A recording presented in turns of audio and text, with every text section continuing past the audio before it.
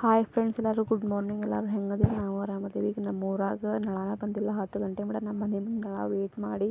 ಇದು ನಮ್ಮ ಹಿತ್ತಲಾಗಿನ ನಳ ನೋಡ್ರಿ. ಇದು ನಮ್ಮ ಮನೆಯವ್ರು ನೀರು ತುಂಬಾತಾರ. ಎಷ್ಟು ಜಾರಿಗೆ ಆಗೈತೆ ನೋಡ್ರಿ. ಇಲ್ಲಿ ಯಾರ ಕಾಲ್ದು ಅದ್ರಾಗ ಬಿಟ್ರೆ ಜಾರಿ ಬೀಳೋದನ್ನು ಹಾಸಿಗೆ ತೋಸಿಟ್ಟಿನಿ. ಹಾಸಿಗೆನೂ ಒಗಿಬೇಕಿವ. ಮತ್ತು ಅವ್ರು ತುಂಬೋ ಮಟ್ಟ ನಾನು ಸಾಂಗ್ ಕೇಳ್ಕೊತ, ಈಗ ಉದಯ ಮ್ಯೂಸಿಕ್ ಸಾಂಗ್ ಕೇಳ್ಕೊತ ಅಡುಗೆಲ್ಲ ಮಾಡ್ಬೇಕಂತ. ಮತ್ತು ಒಳಗೆ ಅಡುಗೆ ಮನ್ಯಾಗ ಇದು ಸಾರು ಮಾಡೋಕೆ ಉಳ್ಳಾಗಡ್ಡಿ, ಟಮಾಟೊ ಮತ್ತು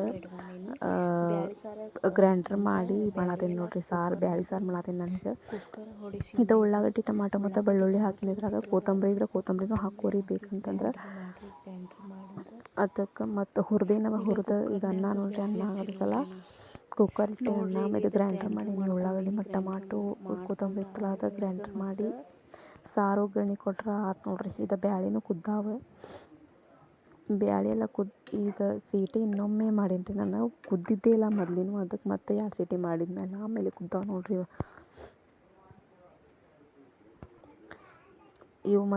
ಇವು ಹಾಲು ನೋಡ್ರಿ. ನನ್ನ ಮಗಳಿಗೆ ಕೊಡಾತೀನಿ. ಇದಕ್ಕೆ ಸಾರು ಒಗ್ಗರಣೆ ಹಾಕತ್ತೀನಿ ನೋಡ್ರಿ.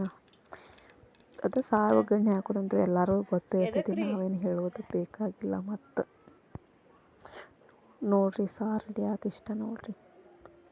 ಈಕೆ ಆಟ ಆಡ್ಕೊತ ಕುಂತಿದ್ಲು ಇಲ್ಲಿ ಹೊರಗೆ. ಏನೋ ಮಾಡ್ಕೊತ ಅವ್ರ ಅಕ್ಕನ ಬುಕ್ ತೊಗೊಂಡು.